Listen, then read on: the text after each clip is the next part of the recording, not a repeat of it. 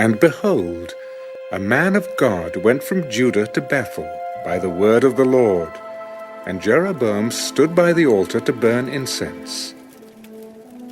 Then he cried out against the altar by the word of the Lord, O altar, altar, thus says the Lord, behold, a child, Josiah by name, shall be born to the house of David, and on you he shall sacrifice the priests of the high places who burn incense on you, and men's bones shall be burned on you. And he gave a sign the same day. This is the sign which the Lord has spoken. Surely the altar shall split apart, and the ashes on it shall be poured out. So it came to pass, when King Jeroboam heard the saying of the man of God, who cried out against the altar in Bethel, that he stretched out his hand from the altar. Arrest him! Then his hand, which he stretched out toward him, withered, so that he could not pull it back to himself. The altar also was split apart, and the ashes poured out from the altar, according to the sign which the man of God had given by the word of the Lord.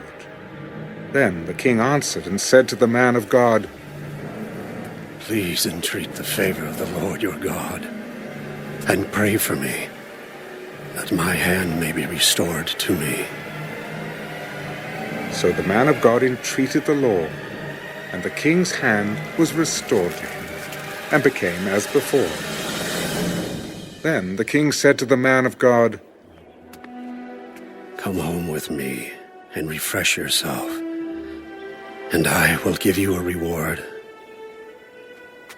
If you were to give me half your house, I would not go in with you, nor would I eat bread nor drink water in this place. For so it was commanded me by the word of the Lord, saying, You shall not eat bread nor drink water, nor return by the same way you came. So he went another way, and did not return by the way he came to Bethel. Now an old prophet dwelt in Bethel, and his sons came and told him all the works that the man of God had done that day in Bethel. They also told their father the words which he had spoken to the king. And their father said to them, Which way did he go? For his sons had seen which way the man of God went, who came from Judah. Then he said to his sons, Saddle the donkey for me. So they saddled the donkey for him, and he rode on it, and went after the man of God, and found him sitting under an oak. Are you the man of God who came from Judah? I am. Come home with me and eat bread. I cannot return with you, nor go in with you. Neither can I eat bread nor drink water with you in this place. For I have been told by the word of the Lord, You shall not eat bread nor drink water there, nor return by going the way you came.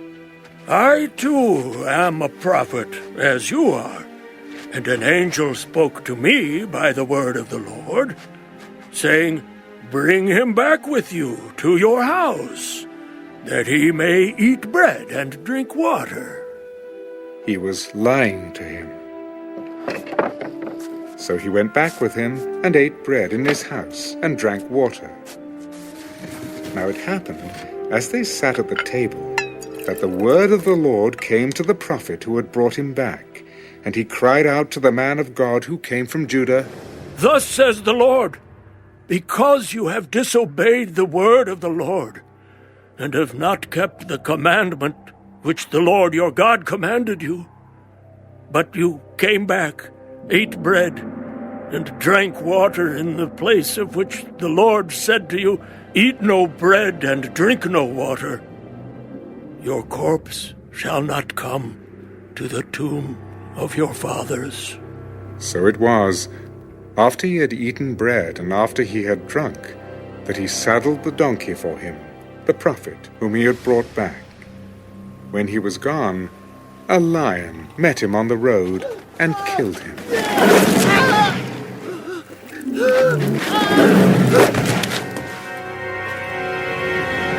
And his corpse was thrown on the road, and the donkey stood by it.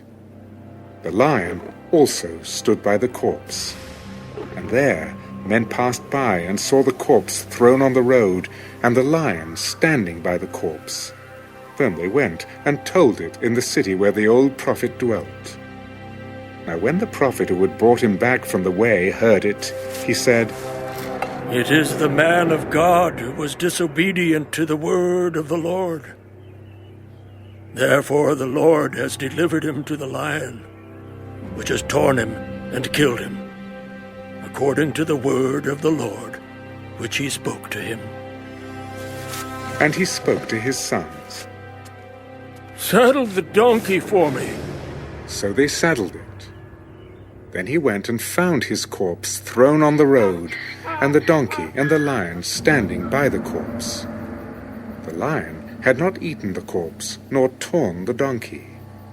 And the prophet took up the corpse of the man of God, laid it on the donkey, and brought it back.